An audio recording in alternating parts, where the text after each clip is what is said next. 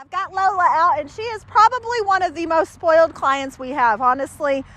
We know from experience at home that she's just one of those, and King Charles were made to be that way. They're very loving dogs, very sweet and lovable and stuff like that. So what I understand is we have some stay issues. So we're going to work on Miss Lola and work on some stay issues. So I first have got her on what we call a semi-choke. It's a martingale style collar. I just want her to know that when she gets in trouble, she's going to get a little bit of a correction. So I do want her to understand what a correction means, because that's the only way they learn stay. They have to kind of learn no, and they have to kind of learn that no means stop. No problem with treats, huh? Come on. Go for a walk. Come on. No. She seems to sit okay, too. She's offering a sit behavior. Good. Okay, let's try a stay. Stay. No. Good. Not terrible.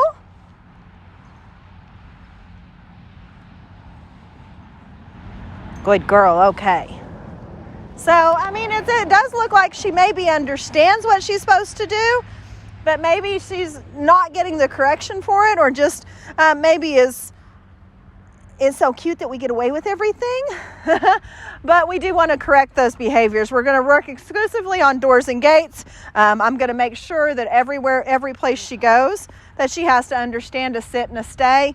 We'll do some basics, some walking, and then we're going to do some comes, because I do think that if they do bust past you, the next step is that you do have to make sure they understand to turn around and come right back to you. So we're going to work that too. But overall, I don't think it's going to be a big deal. It looks like she's had some of this before.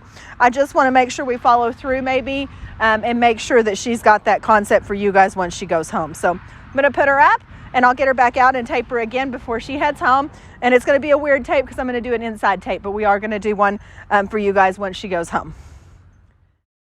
Okay, Miss Lola has come in, and you wanted me to work on doorways and gateways with her a little bit because she's been running out.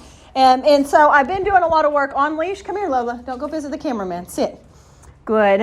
So I've been doing a lot of work on leash, but the only way I could do off leash was in this hallway, because this hallway goes out to the front office.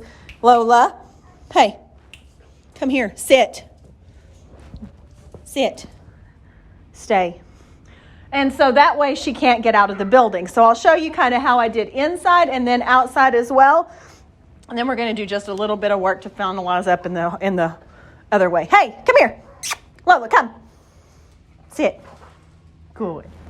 I know, huh? All right, let's go. Come on. Come here. You want to go out the door, huh? I know, huh? Okay. No treats right now. Come here. Sit. Stay. So I used my foot. No, sit. Good girl. Okay. I dropped the treat, so I made sure I say it okay to release her.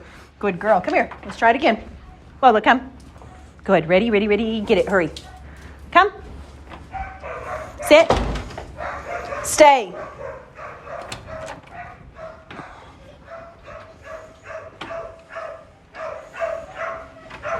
Good. Stay. Okay. That was awesome. Good job. So mainly the thing is that when you're near the door, come here. Hey, Bratty Patty, come here. Lola. Lola. Lola, come. Lola. Come. Good girl. Yay. Sit. Mainly when you're near the door, you need to kind of set her up off. Sit. Good. To kind of go out the door. And that's what I'm doing here. So let me show you how I originally started that when we set it up. So now I'm at the front door, and this door goes outside. So, the biggest thing about that is I don't work outside doors unless I have a leash on. Just because if they do run past you for any reason, you need to be able to correct them. No, sit. Good. And I've got a little martingale collar on her. It's got a little chain on it, so she feels the correction, and this is going to go home with her. So this is what I recommend working her on once you get her back home. Lola, stay.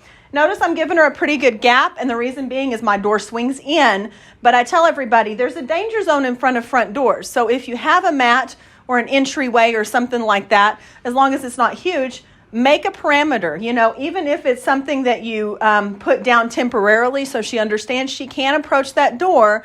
I want you to sit and stay back from the door so she can't run out. Stay. So I did this. No, sit. Back. Good. Sit. Stay. Good. Good. So we firmed up the stay. Open the door. And if we're going to go for a walk, okay, Lola, we can go. So then we can go out the door. That way she's got the okay. Good girl. So when I started that, then I decided that I needed to be able to open the door with me opening the door and her not running out. Come here, Lola. Sit. Good. Stay.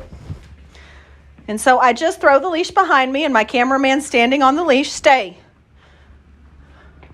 So I can still get maybe the off-leash work. Good job. Good stay. Good. Where she understands that doorway is not approachable unless I let her approach. So I'm going to go outside now and do just a regular training session so you see what a regular day might look like, taking her for a walk, stuff like that. But mainly you wanted work at doors and gates, which I think I've hopefully done for you. But give me a second and we're going to transfer the camera outside. Hey, I've got Lola outside now, and I recommend that when you take her home, try to take a few walks. They don't have to be long walks to the mailbox and back or to the end of the street and back. If you have a huge driveway, to the end of the driveway and back. Lola, sit. Sit means sit until I release you. It doesn't mean you can get up and just do whatever you want. So the mistake a lot of people make, especially with treat training, is that they give them a sit and then as soon as they get the treat, the dog gets up. And that's not the case. I can hand her a treat and she should stay sitting. I've done pretty good. Oops, that was my fault. Sit. Lola. Good. Sit. And she should remain sitting until I say, Lola, okay, let's go. And we're going to go for a walk. Hey, come on. So just to the end of the block or something to make her sit. Lola, sit. Good. Stay. Good. Get out to the end. Get out to the end of the leash and tug. Talk. And if she gets up, give her a correction. No, you can't do that. I didn't release you. You've got to sit there and stay. Good girl. Okay. And she knows a lot of this. She knew a ton of this, actually. I think that some of it has just kind of, because she is Lola, and she is so spoiled and so cute that we tend to let her get away with it. The other thing I recommend is that when you get outside of your front door, play some get it, come games with her. And how this works, I've got the end of the leash. I'm going to say, get it. Lola, come. Hurry. Sit. Good. Get it. Lola, come. Good. Sit. Get it. Lola, come. Good. Get it. Lola, come. Come. Hurry. Sit. And what that creates is this pattern of when she goes out a door or a gate, she has to go get something and bring it right back. Go get something, bring it right back. So that when she walks out a door, instead of running off, leave it. Instead of running off or actually not paying attention to you, she'll go out the door, get it, and bring it right back.